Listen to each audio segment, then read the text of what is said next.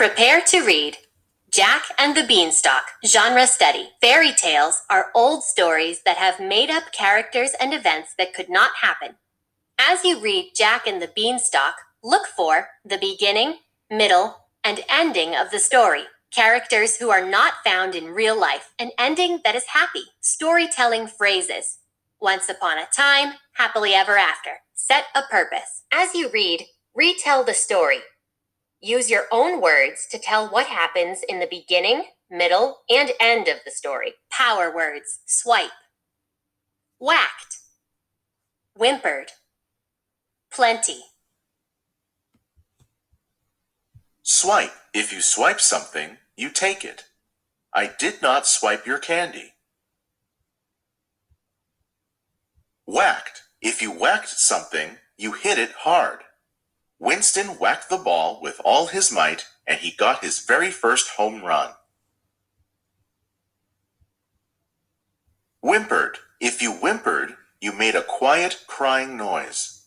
The dog whimpered when it was home alone. Plenty. When you have plenty, you have a lot of something. We have plenty of food for everyone.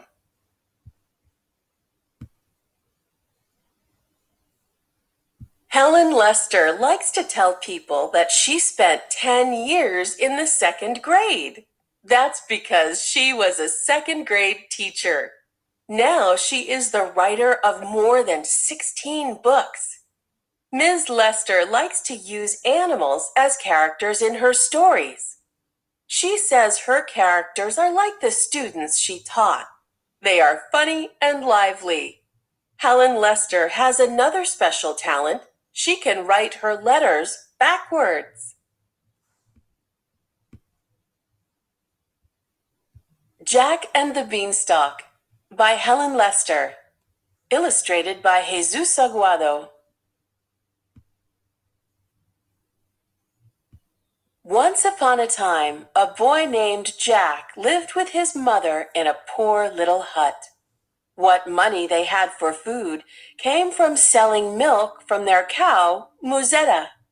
But when old Musetta stopped giving milk, they knew they would have to sell her. So Jack and the cow hiked into the village. Hours later, Jack returned alone with a handful of beans. Beans? Beans. You've got to be kidding me, yelled Jack's mother. You were supposed to sell Musetta for money. Beans can't buy food. But the beans are so pretty, said Jack. This is a mess, sighed his mother. Jack went outside and planted the pretty beans in a sunny spot. He gave them a drink of water. Maybe, just maybe, they would grow. And grow they did. Overnight, the seeds had sprouted. By morning, they had wound into a beautiful beanstalk. How did it grow so fast? Wondered Jack. It had grown up, up, up, and out of sight beyond the clouds. Wowee! Exclaimed Jack. Being a curious lad, he simply had to climb it. Where would the beanstalk lead? He went up and up, higher and higher, until he went beyond the clouds. Ta-da! Jack gazed upon an enormous castle. He saw some creepy-looking signs, too. From inside the castle, a voice boomed. Fee, fi, fo, fum, time for Betty, hoody hum. On the ground was a little bag of gold. Go away, only giants allowed. Beware, large hungry beings. Jack looked left and right and swipe! Down the beanstalk he went with his treasure. The big sleeper surely wouldn't miss such a small bag. At the sight of the gold, Jack's mother allowed herself a smile. The next morning, Jack climbed the beanstalk again. Fee, fi, fo, fum, time for Betty, hoody hum. Good timing, thought Jack. And this time, he helped himself to a goose who was very busy laying golden eggs. At the sight of the busy goose cranking out golden eggs, Jack's mother allowed herself a giggle. The next morning, Jack eagerly climbed the beanstalk. He wondered what treasures awaited him. Oh dear, he did not find what he had expected. Fee, fi, fo, fum, where on earth did you come from? From down on earth, replied Jack. Well, I came up my beanstalk, which is in earth. You see, I gave it sunshine and water but the giant was not interested in Jack's gardening skills. He was hungry. Jack, being nimble and quick, hurried down the beanstalk.